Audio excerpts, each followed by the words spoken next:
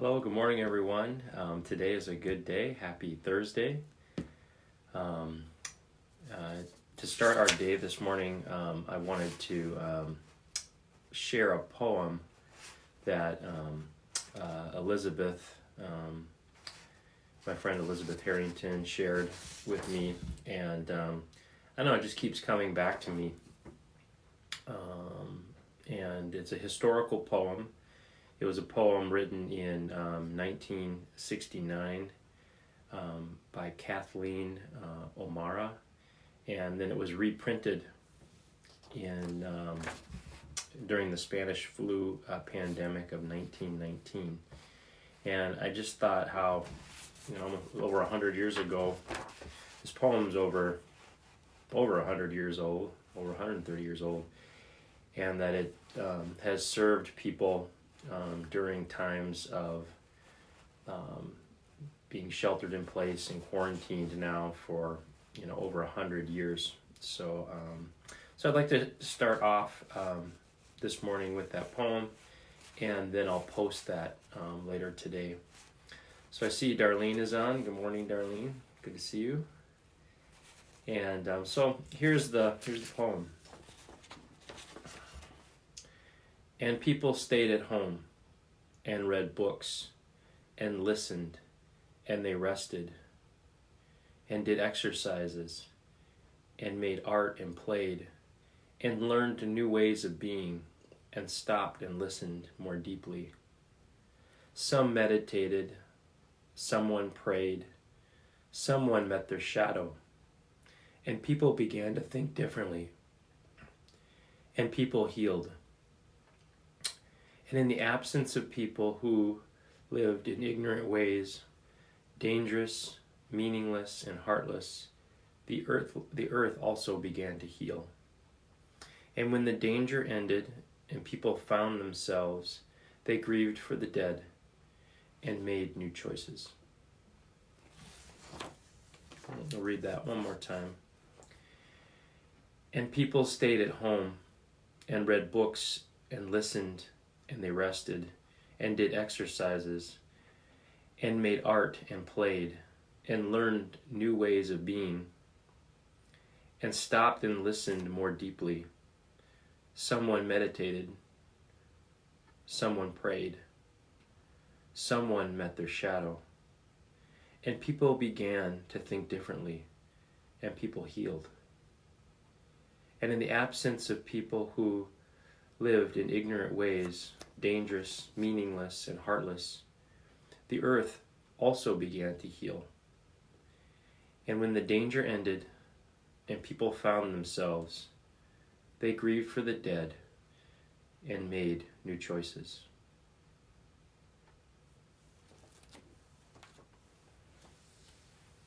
So what a wonderful message, and what a fitting message, and a historical message for all of us. So as I just let those words sink in, they really embolden me, really build confidence, resilience, and hope within me. And I hope those words are that for you as well. So today I'm going to be sharing some reflections on transformation, or the principle of transmutation. We could also liken that to transformation. And so I'd like to talk about that just natural law in nature, and then how does that apply to our lives, and just share some experiences there. This is a particular area of study for me, as I've been in the practice of somatic coaching, this form of coaching that is a holistic form of coaching to help people really transform from the inside out, the level of thought, emotion, body. This notion of transformation has been just a conversation and practice I've been in personally, and been in with many clients for a number of years now. And so I just want to start off with a couple of guiding quotes. One of my original and principal teachers who I've mentioned before, Richard Strozzi, Heckler, he had a phrase that I think really sums this up with regard to how we transform at a bodily level. And the quote is, the body we are is the life that we live. The body we are is the life that we live. And when I first began my somatic study, it was a little bit of a mysterious phrase. What did that mean? What I came to understand through study, both experientially and through just my own study and research and reading, is that when we transform, and once we truly embody a change, we don't just change a number of thoughts that we think. In other words, we don't just change our mind. We start to transform the story that we live in, the narrative that we live out our life in. We talked a little bit about in a previous post how human beings have this unique ability for the linguistic act of declaration. In other words, we can declare a possibility in language, and then we can start to organize around that story that declaration, that possibility we've declared, and others can start to join us, and we can create a world, so to speak. We can create a world where we all agree upon a possibility, we agree upon a set of practices, a set of standards in the community that we've declared and developed, and start working towards creating that.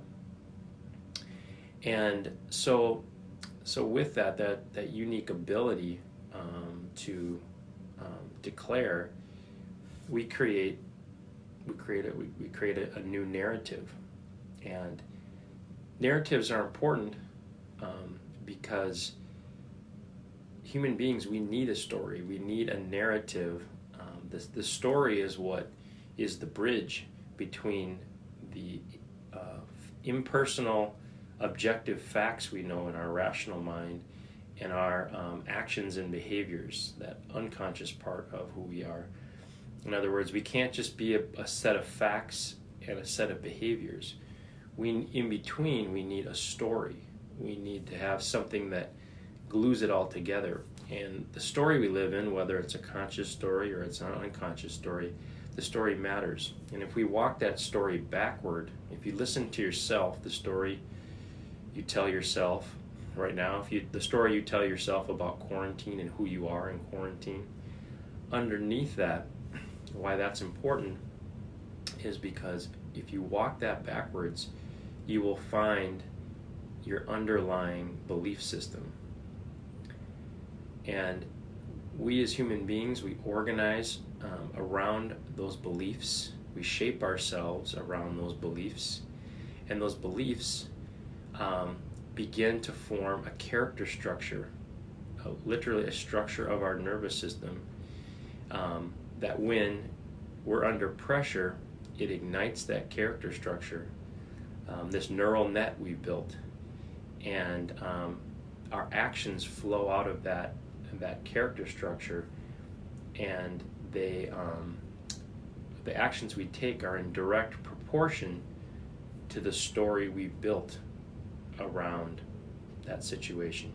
So in other words, if we have a small story that we tell ourselves, we have a small action. If we have a big story, we take a bigger action. And so how does this have to do with transformation?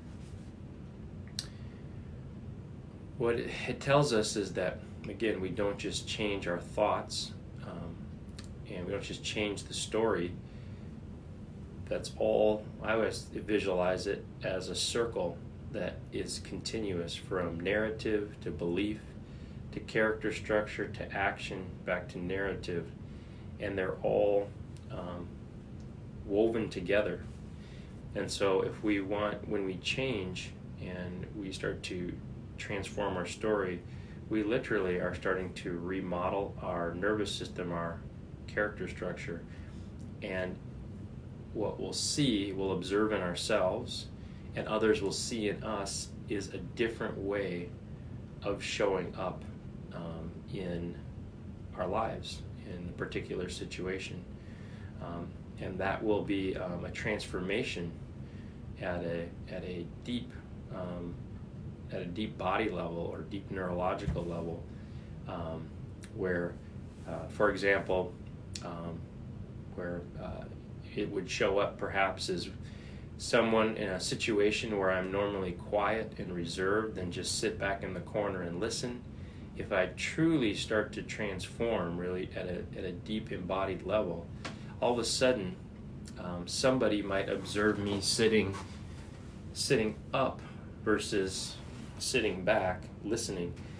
They might see me start to sit up, leaning forward into the conversation, and see me inhabit my vertical line versus leaning back in my chair and actively participating in the conversation. So in that way, there's been a transformation of my nervous system because I now see myself as a participant. I see myself as someone who can positively influence a situation versus in this old way of being, I'm someone who just sits back and evaluates the actions of others. So you can literally see that in the body. We can observe that in our own bodies, and we can see that in the actions and the bodies of other people. And that takes transformation. That takes transformation and a self-awareness. Back to the very beginning of all these morning posts, is it takes self-awareness to, first of all, recognize the story that we're telling ourselves, asking ourselves, is that story aligned? Is it a helpful story? Is that story or that narrative aligned with my highest purpose so I can make my greatest contribution? What are the underlying beliefs? Are they true? Are they helpful anymore? And then, based on those beliefs, how have I organized myself to show up? And if there's something that isn't useful, can I start to reorganize myself differently through practice and attention and awareness so that I can show up differently? I can take a new action in my physical body, linguistically, new thought, and produce a new result. I thought of that, how we shift our thoughts, we shift our narratives, our beliefs starts to shift our character structure, or how that neural net is woven inside of us.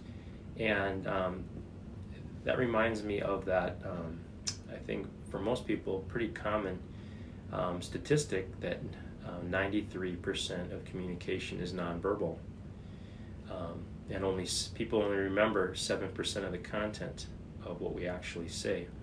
And that statistic is very much aligns with why it's so important. Transformation is so important at the personal level, because we're literally changing the information, the nonverbal information we're giving out to others and reinforcing in ourselves through that nonverbal communication. So being heard at that level and transforming at that level can be a very powerful way to shift what we're capable of. And so that was an example of how we transform as human beings. We also see this out. This isn't unique to us at the intrapersonal level or interpersonal level. Transformation is happening all the time. There's transformation we see adaptation and transformation. I think of the butterfly story, that the caterpillar, we talked about that gestation period, moving into that cocoon, and then literally, if you ever looked at a Discovery Channel episode on how a butterfly transforms, the whole body of the butterfly liquefies. They don't even know how it happens, and then reforms into a butterfly in this whole new shape. And so we see this transformation in nature, and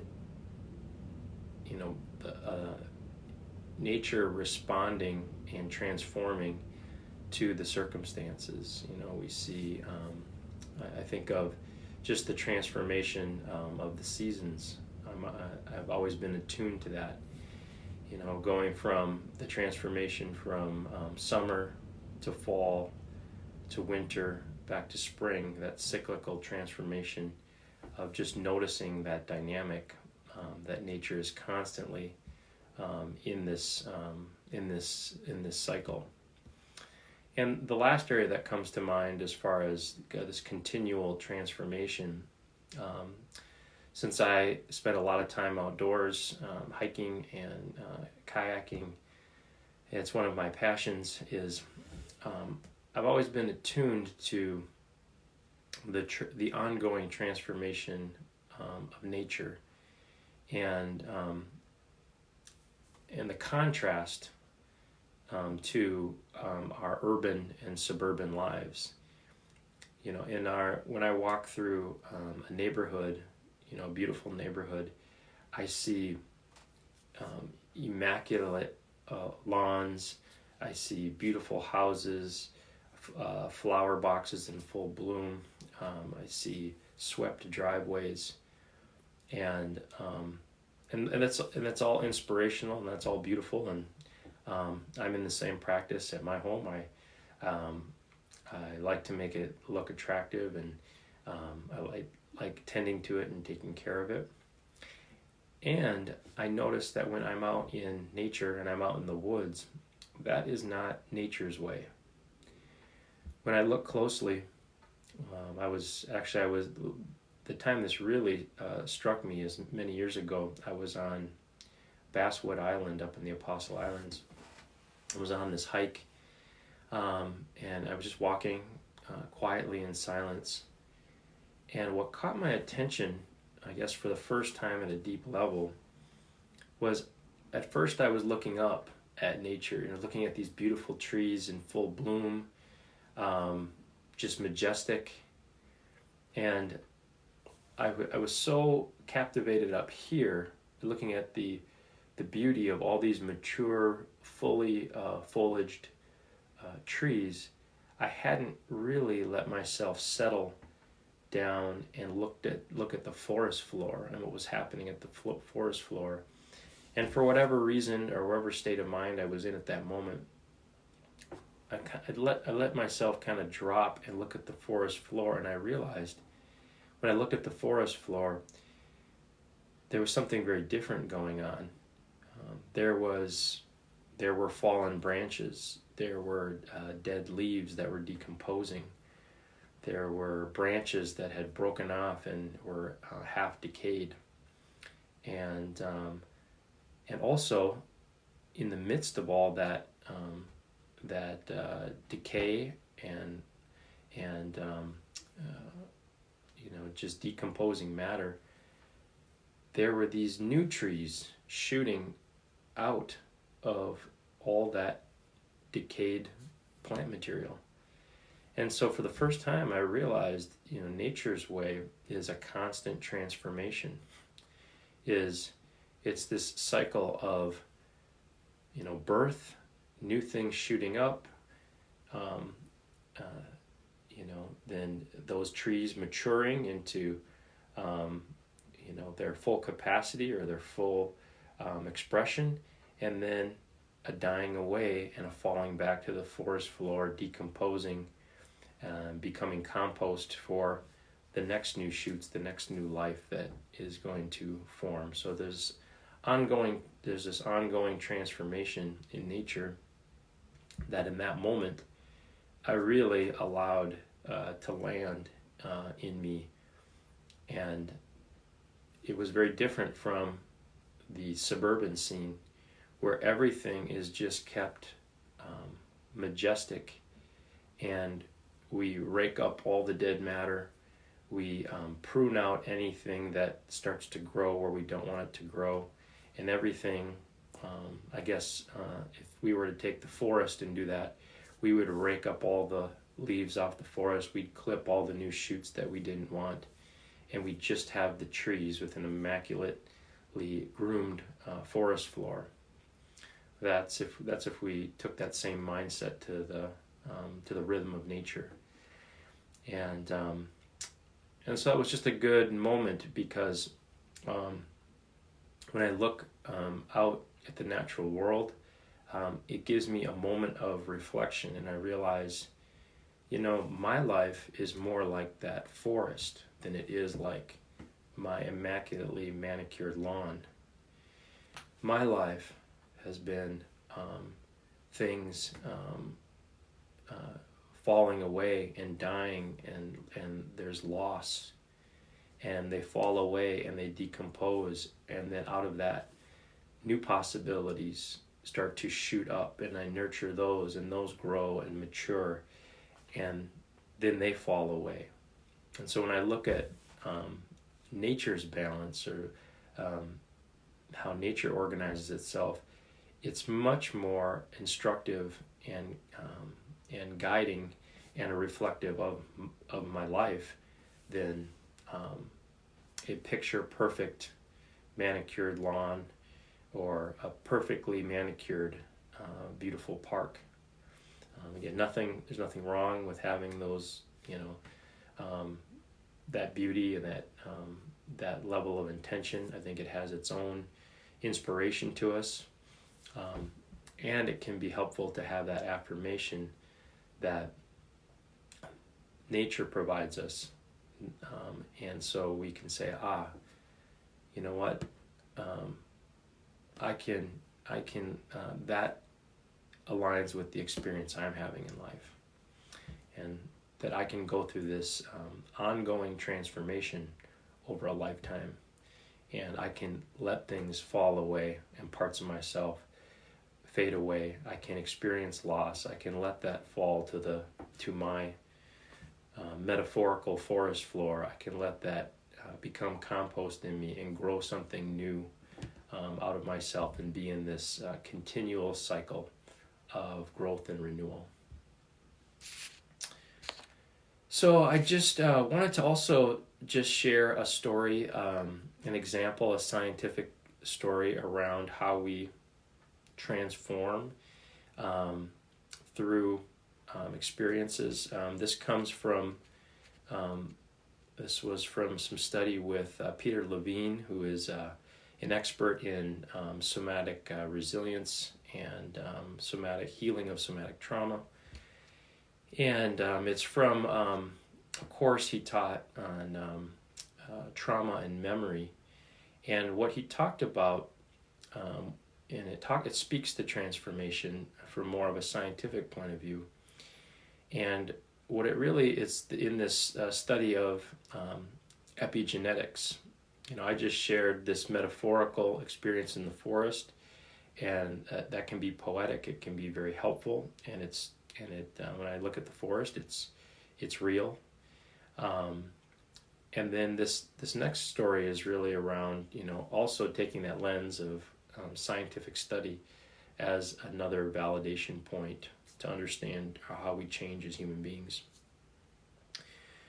Well, he shared, you were talking about trauma and memory, and he was talking about epigenetics and how with the experiences we have, it is slowly changing the DNA structure within us.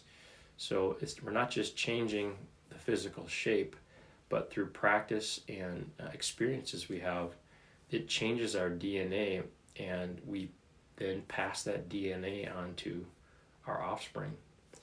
And so he shared this story where these researchers, they took these mice and they brought in a scent which had no threat to them. They used cherry blossom. And what they did is they exposed these mice to the scent of cherry blossom at the same time that they shocked these mice to create a trauma response in them. So they kept doing that over and over. Cherry blossom shock, cherry blossom shock. And no surprise, anybody that is studied, basic psychology, knows the, Pavlovian response, conditioned response. Pretty soon, after enough of pairing those two experiences, all they had to do was expose the mice to cherry blossom, and they would go into that freeze trauma response. What they didn't, what was unique about this study is then they took those mice and then bred them for 6 generations. And sure enough, that the great grandchildren of those mice, when exposed to cherry blossom, would freeze. And so the researchers started to discover that there's a transformation at the level of DNA that trait was passed on to offspring. So there was a transformation that went on. It wasn't just an experience that the parents had or the ancestor mice had. It transferred to 6 generations forward. And so I think of that how it was a great study to teach us that we are transforming with all the experiences that we come into our life. And the question to me is, through our self-awareness, is life happening to us and we're transforming without self-awareness? We're just going into a more fearful reactive mode? Or are we taking time to pause, center ourselves, and create responses that are in line with resilience rather than freezing and contracting?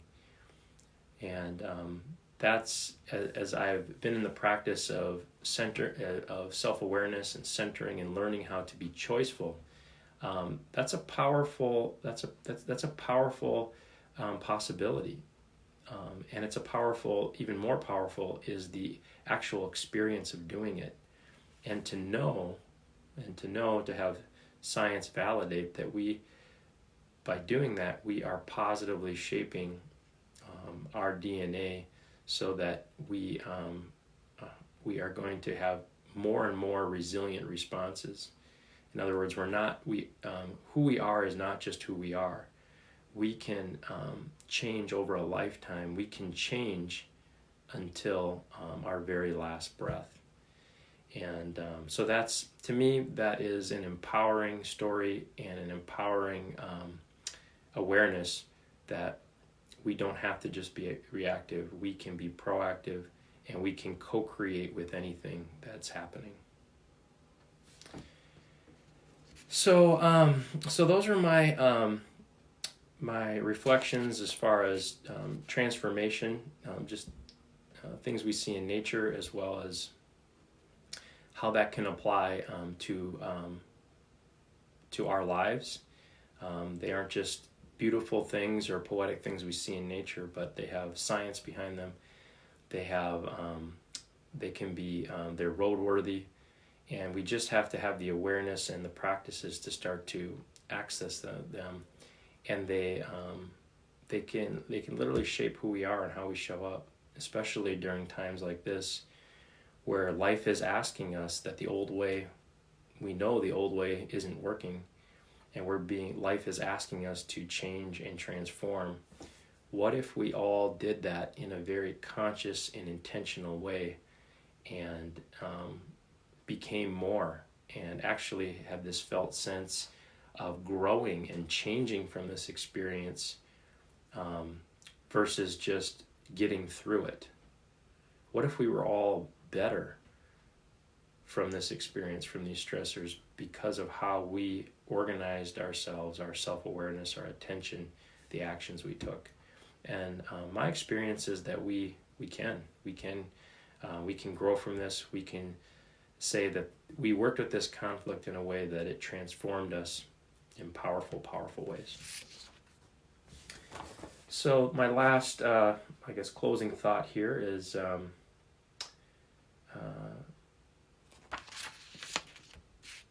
just what I said is that we are a creative force. We do have the ability to co-author transformation with whatever life circumstances come our way, and that we change through our recurrent practices, and it all starts with self-awareness. So I see that Elizabeth is on. Good morning, Elizabeth. And I see that Dave is on. I see my mom is on. I see, I think Henriette and Kathy are on. So good morning to all of you.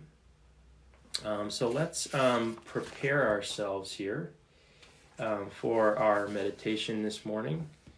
And let's begin by just checking in with mood. So let's do a quick mood check.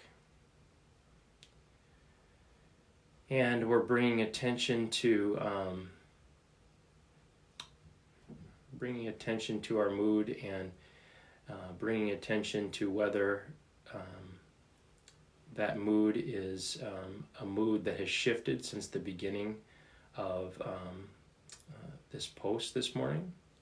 And we're meeting that without judgment and without attachment and without resistance.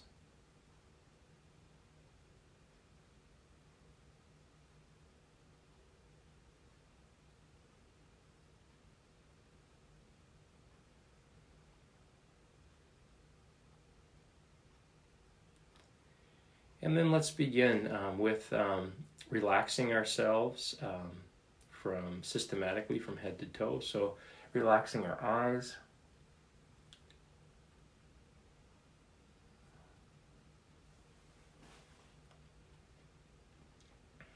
relaxing the jaw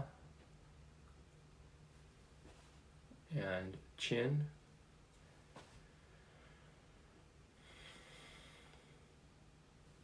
relaxing our neck. Bring attention and energy to your shoulders. Let's bring our shoulders up. And then dropping your shoulders down. And shoulders up. Dropping your shoulders down. Let's begin by relaxing our chest. You can imagine that opening like a book, opening like a scroll. Imagine butterfly wings, if that's a helpful metaphor for you. Just opening here. Relaxing your diaphragm.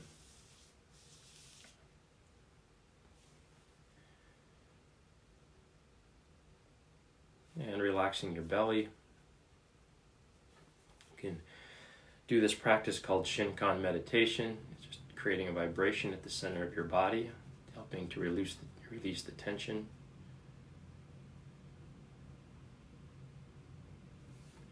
And bring your attention to your hips, and notice if there's tension in your hips. And like your shoulders, you can contract, pull up and in, and then let go. Good, pulling up and in.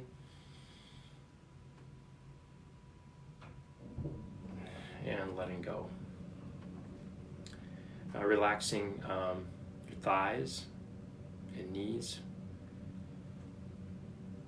your calves and shins, and your feet and toes. We're just creating some space in our bodies,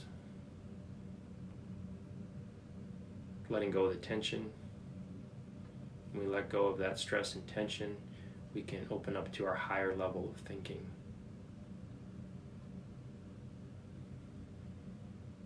Then let's center in our length here. So whether you're standing or seated, let's bring our attention to our length and then start to center in that.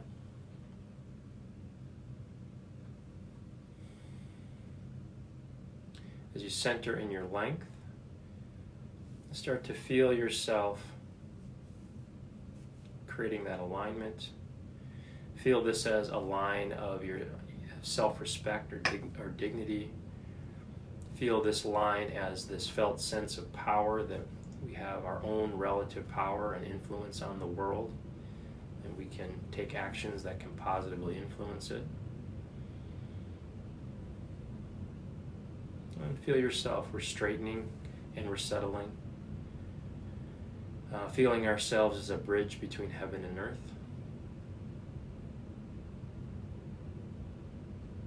And from this body, just connecting to that creative or that spiritual vision, while at the same time feeling your hips and feet connected firmly to the ground.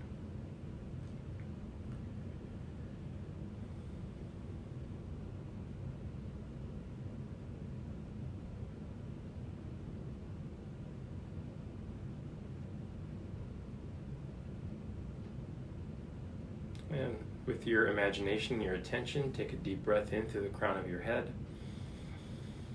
Pull that breath through. Exhale out through your feet and hands. Take a deep breath in through your feet and hands. Inhale. And exhale out through the crown of your head. And one more time, a deep breath in through the crown of your head. Exhale out through your feet and hands. And take a moment to feel, feeling yourself centered in your length.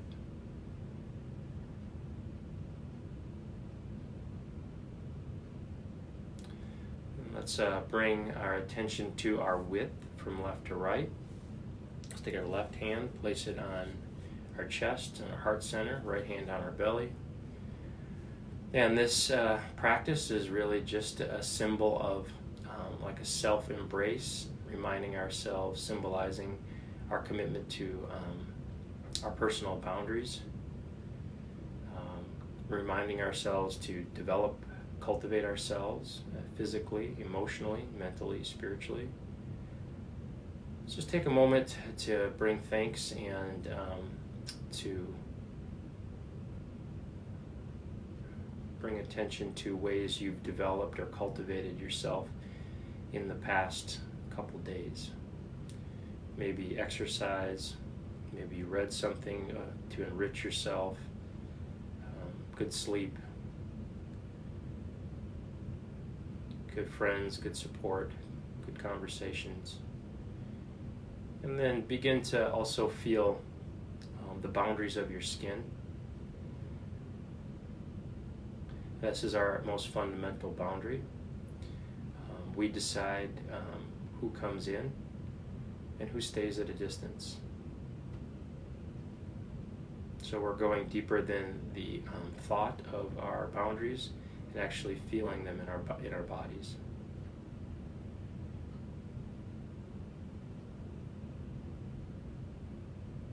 And then extending out a bit. Reach your arms out. And just extending to someone that is maybe in your home right now. Just extending out your field of awareness while still feeling yourself.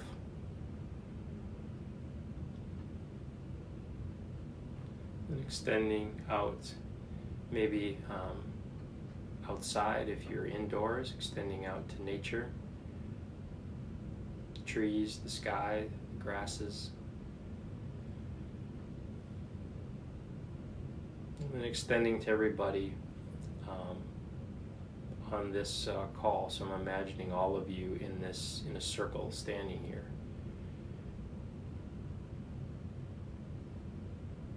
And as I imagine that, it shifts that felt sense. It's as though you are. And that imagery matters.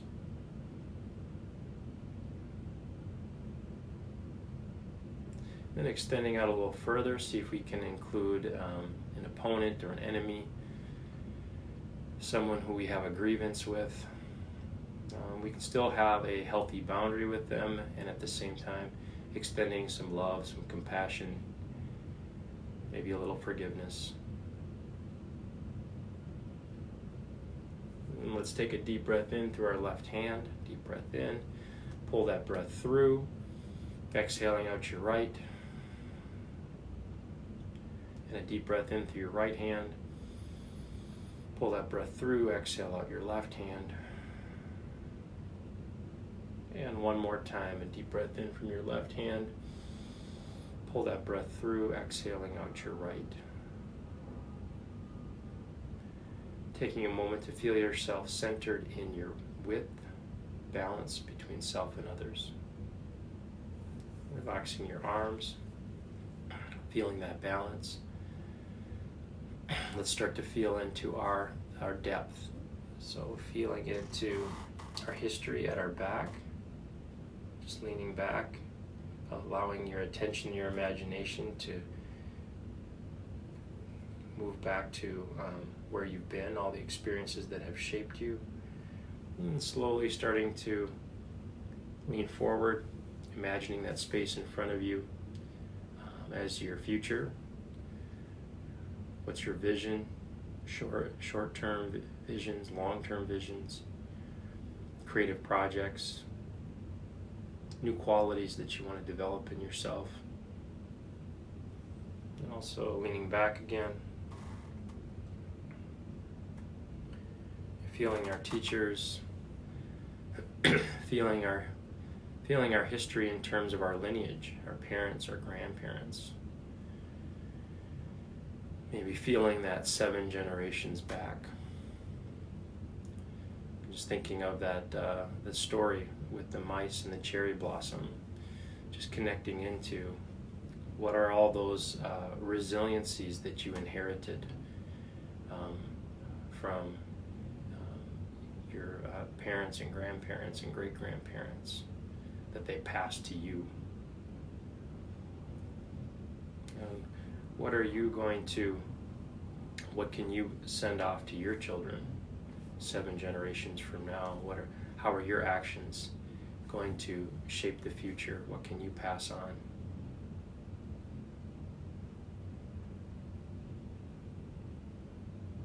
And then center yourself. Find yourself centered here so that the weight of your body is actually resting down through your bones. Effortlessness. And with your imagination and your attention, take a deep breath in about 10 feet behind you. Take a deep breath in and exhale out into the space in front of you.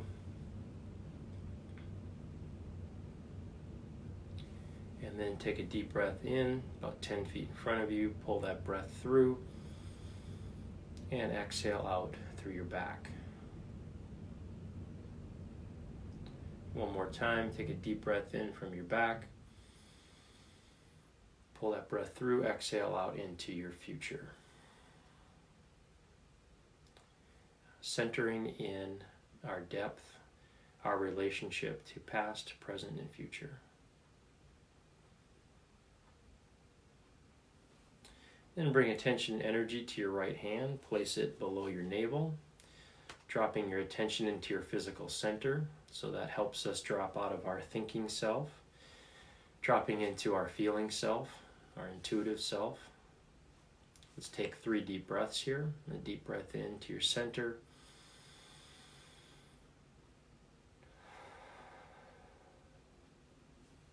Second breath, a deep breath into your purpose.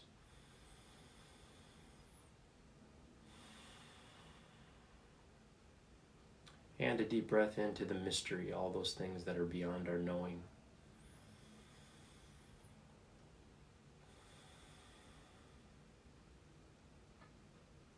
I invite you to close your eyes as we start to enter our meditation this morning.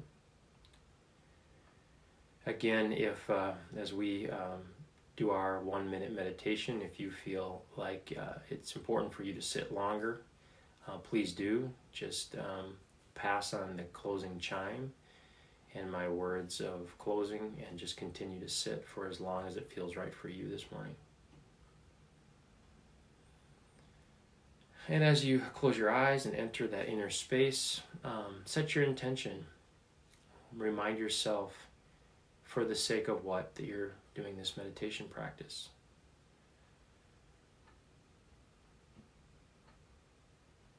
How could this be helpful to your life today? To start your day centered, open, and connected.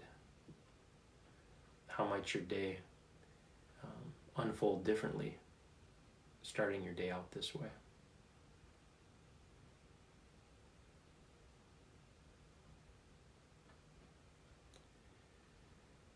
The world does not revolve around you.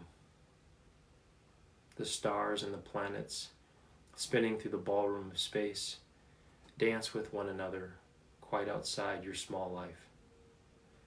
You cannot hold gravity or seasons. Even air and water inevitably evade your grasp. Why not then let go? Why not then let go? You could move through time like a shark through water, neither restless nor ceasing, absorbed in and absorbing the native element. Why pretend you can do otherwise? The world comes in at every pore, mixes in your blood before breath releases you into the world again. Did you think the fragile boundary of your skin could build a wall? Listen. Every molecule is humming its particular pitch. Of course, you are a symphony. Whose tune do you think the planets are singing as they dance?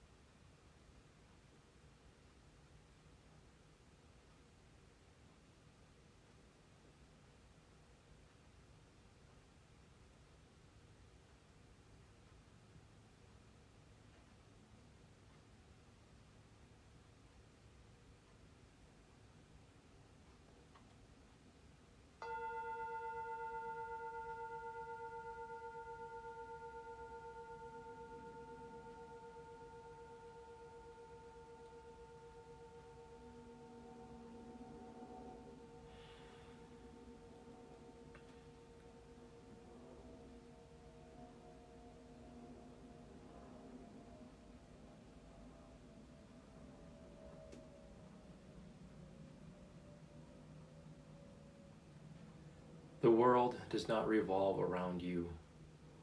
The stars and the planets spinning through the ballroom of space dance with one another quite outside your small life. You cannot hold gravity or seasons. Even air and water inevitably evade your grasp. Why not then let go? Why not then let go? You could move through time like a shark through water, neither restless nor ceasing, absorbed in and absorbing the native element. Why pretend you can do otherwise?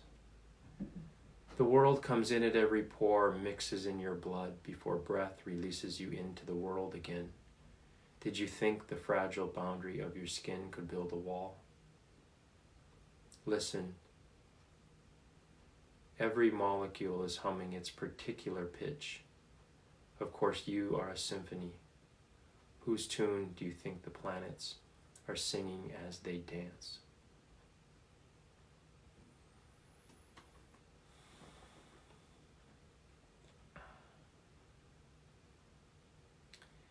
And as we close our meditation this morning, take a moment to remind yourself again, for the sake of what, that you did the practice.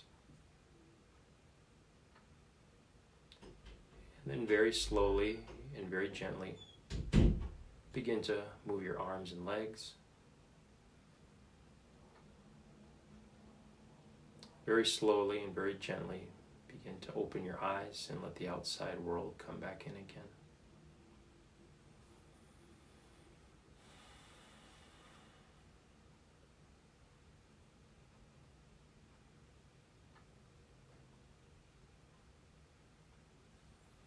Take a moment to notice your mood, and if your mood has shifted since the beginning of this time together, this virtual time together.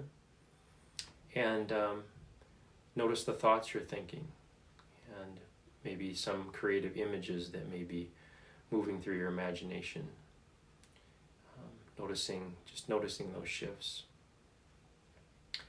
So again, I just want to thank you all for taking the time this morning to start the day this way. Start this way in reflection and conversation around the development, the cultivation of our conscience is one of those unique human abilities we have between the stimulus and the response, that we do have a choice. We aren't just the sum total of our reactive thoughts, emotions, and behaviors. We can quite literally co-author how life unfolds through our self-awareness and these other human abilities. So thank you for sharing the time. Tomorrow we're going to explore, we're going to start moving into some natural laws. First we're going to just explore the natural law of gravity and examples of that, and then on a somatic level, how is that relevant to us in our personal change and how we live out our lives. And so I'm eager to share those reflections tomorrow morning. So with that, wishing you all a wonderful day, and I'll see you tomorrow morning at 7 a.m. Bye for now.